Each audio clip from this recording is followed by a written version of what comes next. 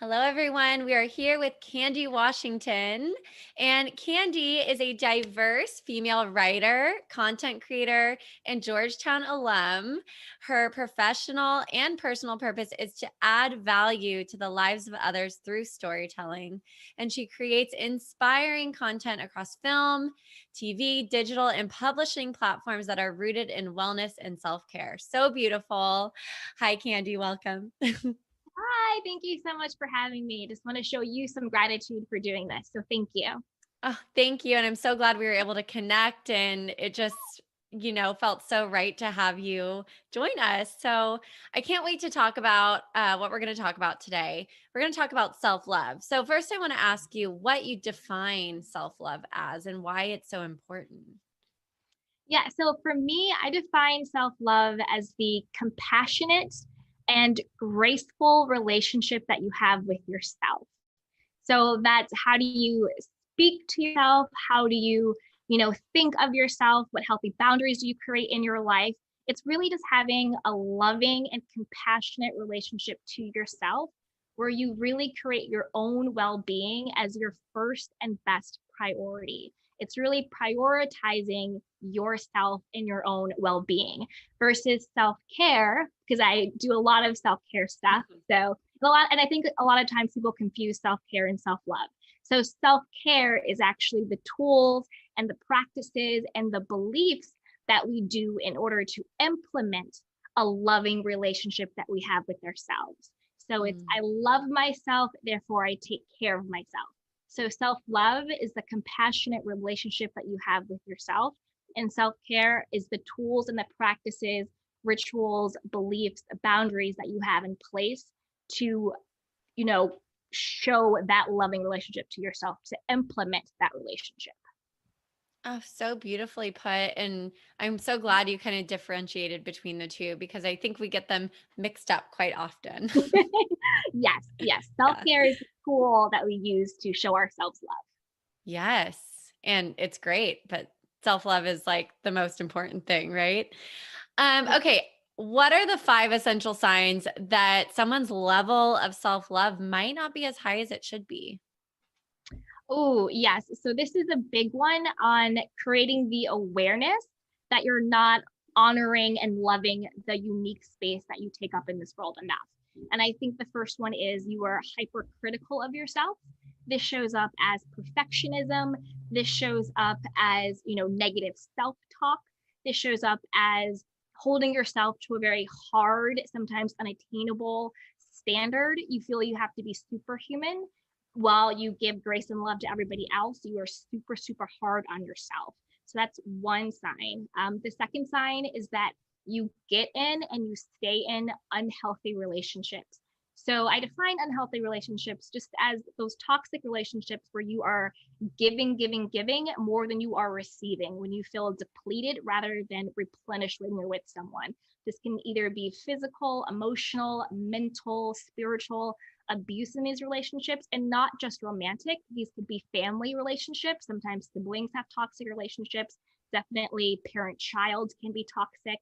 This can show up in your romantic relationships, whatever that may be, whether it's with your boyfriend, girlfriend, whatever.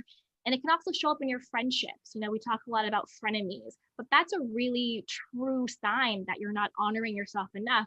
If you find yourself in these familial, co-worker, even romantic and just platonic friendships where you're constantly the one who is giving and the other person is taking advantage of that, or you don't feel that it's a mutually beneficial relationship, that's a big sign, because essentially what you're saying is that my needs and wants don't matter as much as this other person's needs or wants matter, and that's simply not true. Your needs and wants are your first and best priority, and they do matter, and how you feel is important, and you deserve to have people show up for you at the same level you show up for them across all of your relationships. The third sign is that you don't have clear boundaries and you people please. I have to put my hand up. I am a recovering people pleaser, like nobody's business. So this shows up with really having a hard time saying no. I used to get a pit in my stomach. If I had to say no to anyone, I would get like frantic. I was like, I don't want them not to like me. They're going to think I'm a bad person. They're going to be like, well, who does she think she is?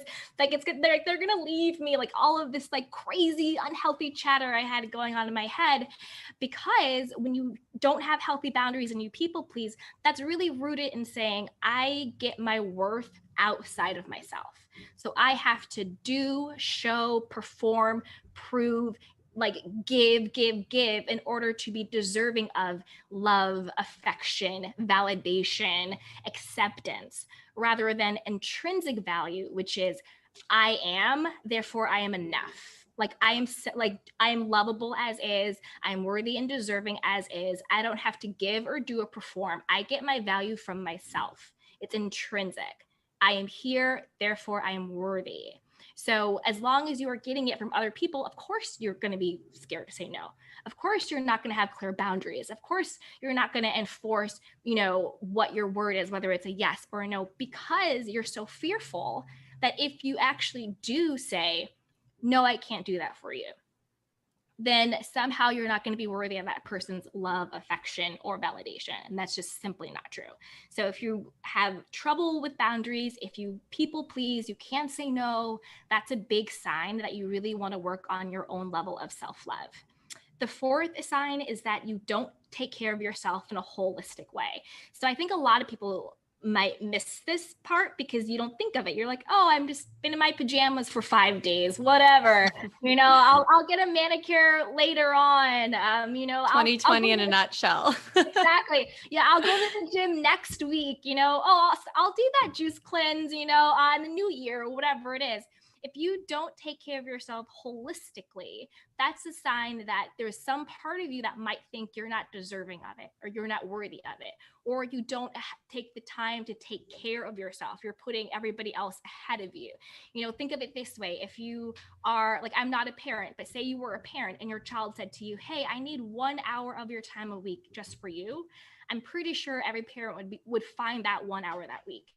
So you want to treat yourself as if that's your own inner child saying to you, I need 1 hour a week of your time. Find that 1 hour, whether it's that 1 hour to do yoga, whether it's that 1 hour to go to therapy, whether it's that 1 hour to connect with a spiritual leader, whether it's 1 hour to get cocktails with the girls, whether it's 1 hour to go take a walk or whatever it is. It could be 1 hour, it could be 5, it could be 10 minutes, whatever makes sense for you.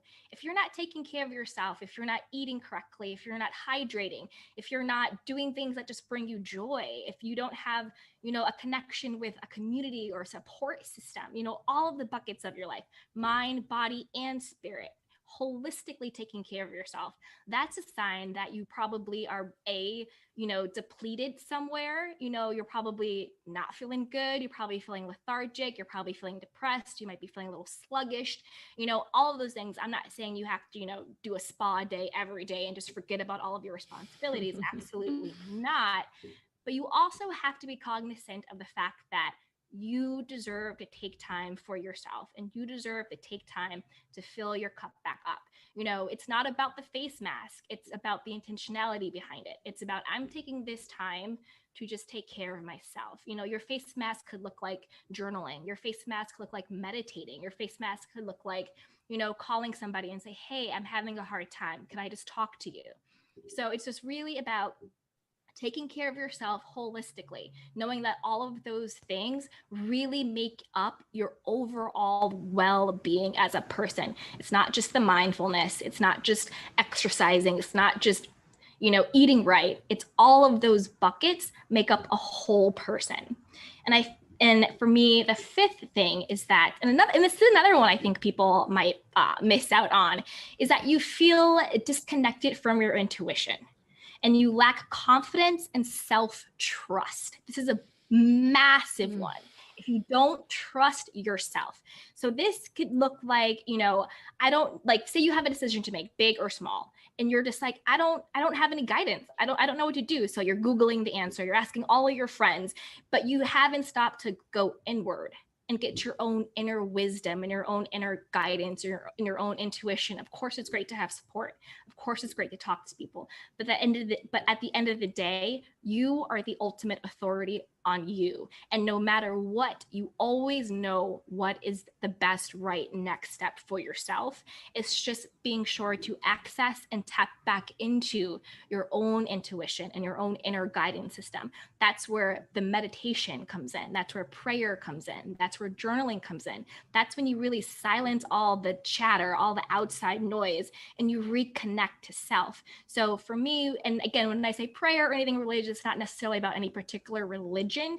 It's just, again, back to relationship. What is your relationship to any higher power or source, God, universe, whatever language you want to use that is comfortable for you is fine. It's just a greater source that's connected to all of us. That's all I mean by that. So for me, when I talk about meditation, that is when, I really receive that guidance from the higher source that is in me, my own inner source. You might meditate to like a mantra or an affirmation or something. And it's just, you're really just receiving that guidance. So then when I go out into the world and I'm doing things, I can kind of get settled and be like, oh, I can hear that inner guidance. I can hear that little whisper, I know that I can do it.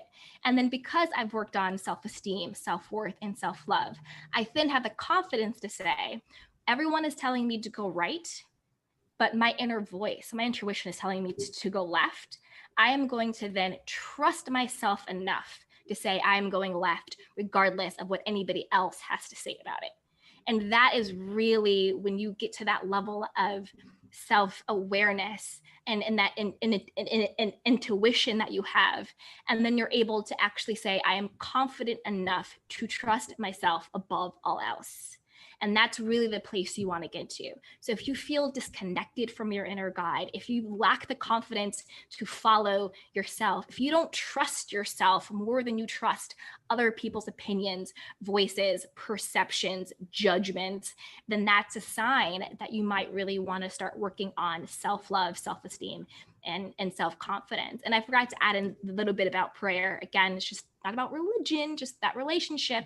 So to me, the difference between meditation and prayer is meditation is when I really receive that guidance. That's when God source is talking to me. Prayer is when I am talking to God or source. So that's when I am saying to them, this is what I'm going through. I surrender it.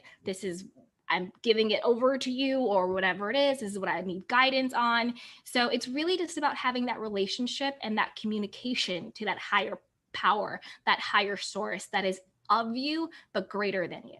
And so that to me is really what the two difference is. Like, that's what the difference is between meditation and prayer for me. And then journaling is the way that I get it out.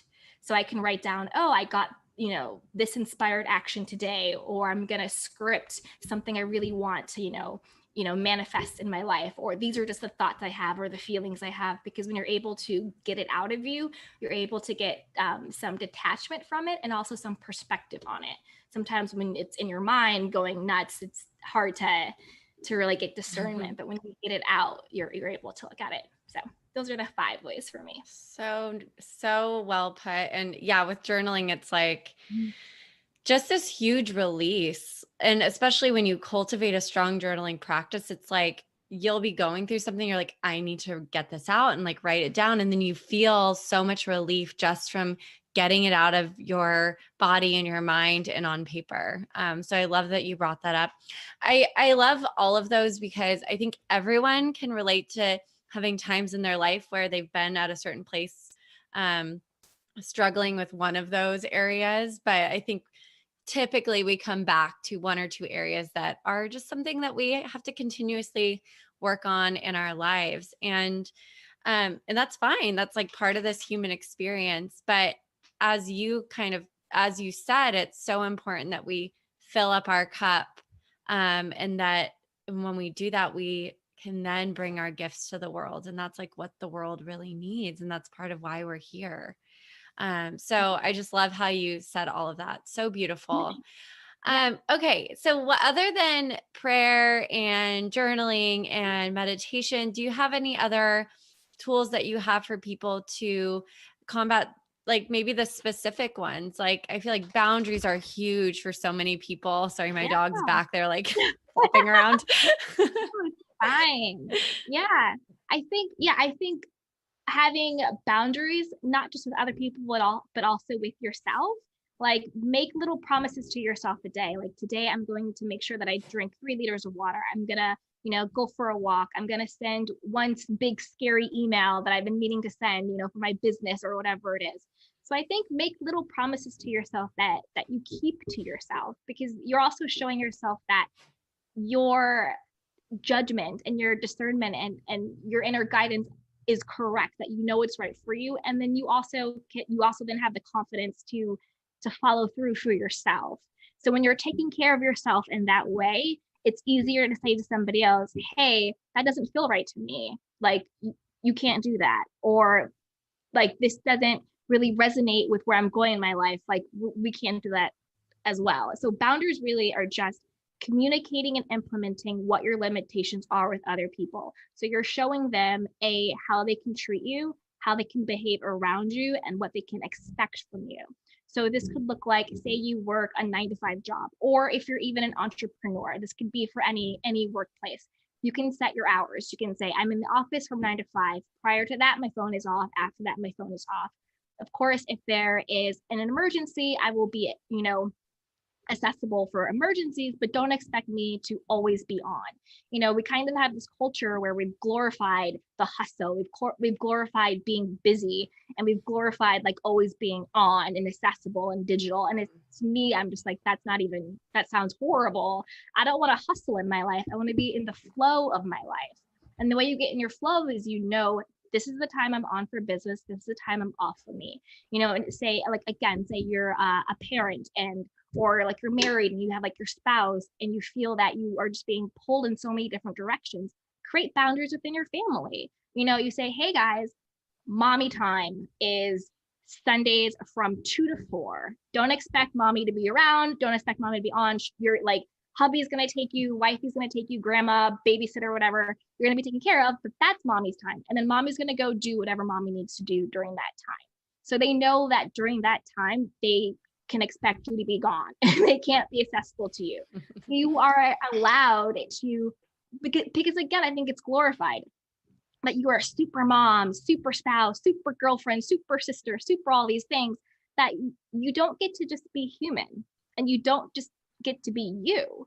So it's okay to say, boss, I'm on here to here. If you need me for an emergency, I'm on.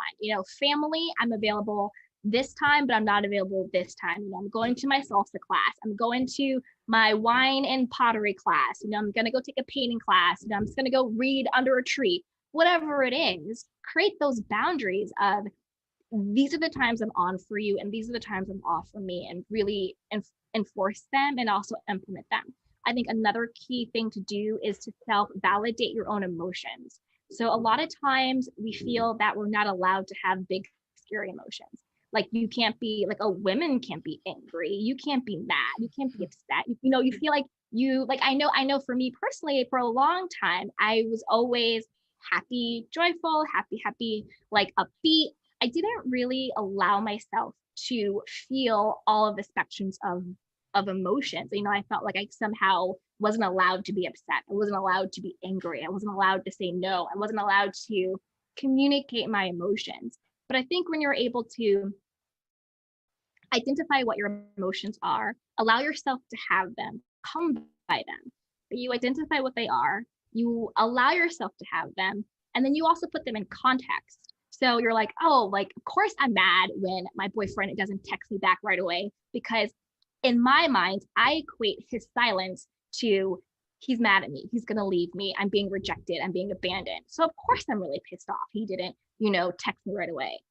But just because I feel this way, that doesn't mean it's the reality or the truth. He's probably in traffic. He's probably talking to his mom. He's probably doing whatever. So it's okay to have those feelings, but you also want to contextualize and understand those feelings and realize that your feelings aren't facts. Just because I feel this way and I'm allowed to feel however I want to feel, that doesn't mean that my feelings are facts. I need to contextualize them, and then I need to communicate in a healthy way to back that up. And also, just because you feel angry, that doesn't mean you are allowed to act angry. And those are two different things. You could say, I'm really upset you didn't call me back right away. What was going on? Versus going off and going crazy and going nuts. And also versus denying or avoiding, because I also feel a lot of times women will like kind of get a little passive aggressive. So instead of saying, it really bothered me that you didn't text me back in a timely manner or a respectful manner, we'll be like, oh, okay. Yeah, I got it. Okay. No, it's cool. I got it. It's like, now I'm going to do it to you. Yeah. Yeah, exactly. And then we start creating stories in our head. Well, he's gonna have to text me back twice next time, and I'm not gonna call him back. And I bet he was doing this, and I bet he was doing that. And we've created this whole story. We have this whole vengeance plan. I didn't do your laundry today. Well, too bad. Maybe if you would have texted me back, I would have had time. Like, you know what I mean? So it's like all that stuff where it could have all been avoided if you just said, hey, babe, I love you and I want this to work out. Or not, you don't have to go that deep, but you say, hey, babe, I just want to start with, I really love you. And I just want you to know what comes up for me when you don't get back to me is I feel anxiety that something's wrong. I feel anxious as this is happening. I start to spiral. I start to create the story. So, next time, could you just shoot me a note back and say, hey, babe, super busy. I'll get back to you when I can. Or just, or it could even be an emoji if you're really busy. We could just have a code, like you just show me back a heart or a smiley face just to kind of like soothe me for that. So I think that also goes back to being vulnerable with people and being authentic and transparent, because it gets easier, but when you're not used to it, it is so much easier to swallow, deny, avoid, and then create stories in our head of what's going on, because that's what our mind wants to do. Our mind, whenever we feel threatened, whenever we feel anxious or fearful, because the true fear is he's going to leave me. That's what the deep rooted fear is. I'm going to be abandoned. He's going to leave. Whether it's rational or real, doesn't matter. That's where that all is coming from.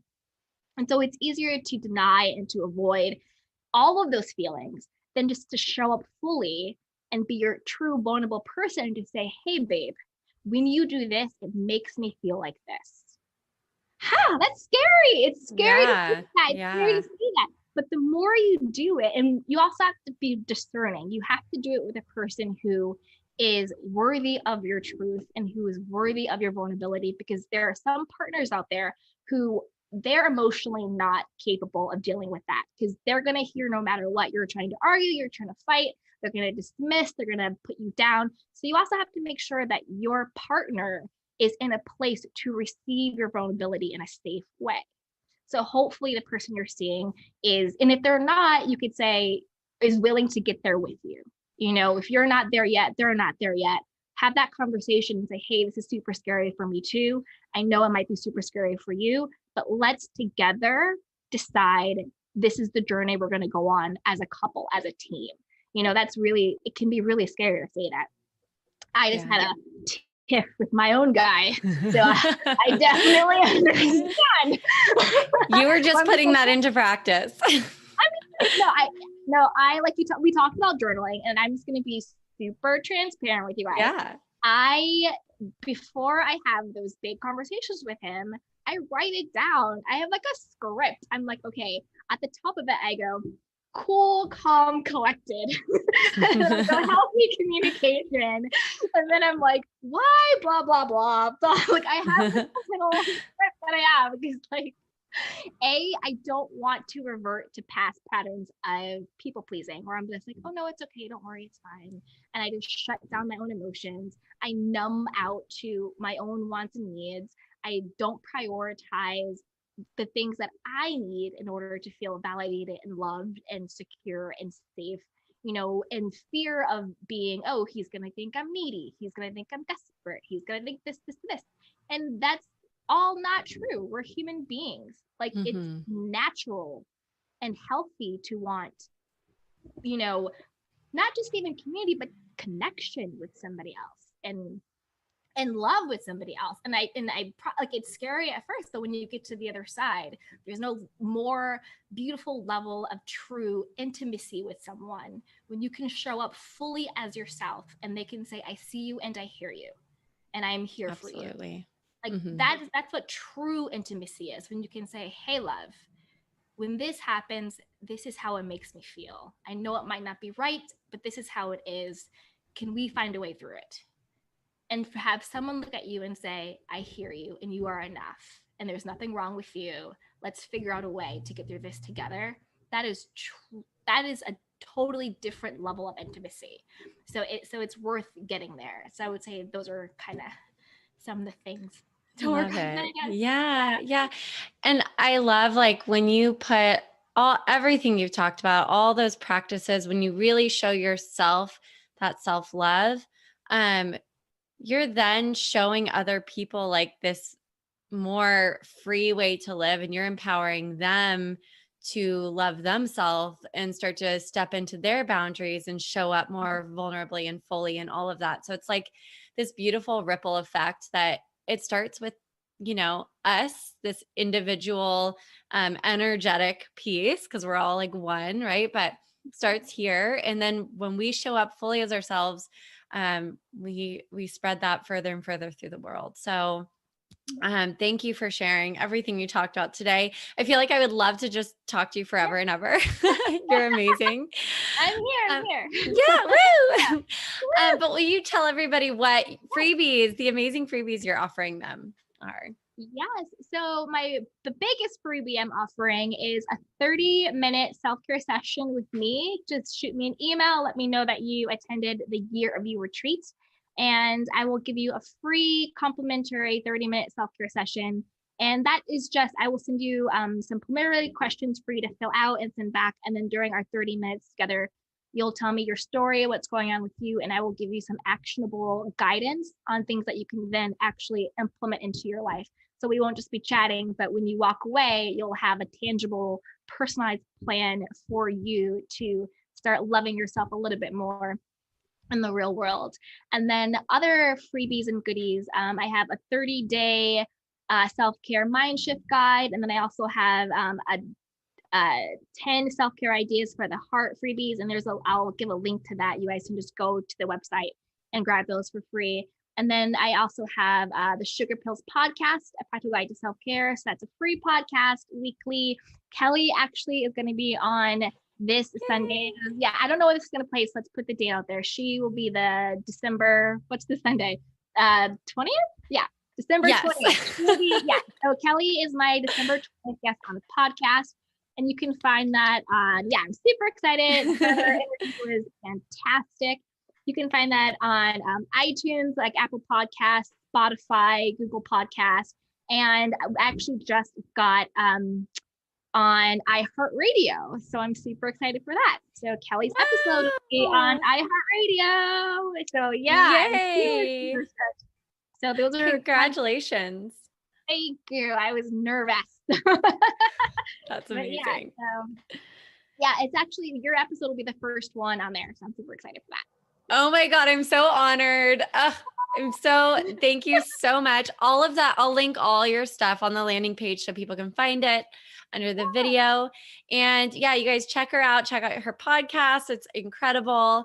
And thank you again, Candy, for all the work you do in the world. It's just so needed and you're amazing.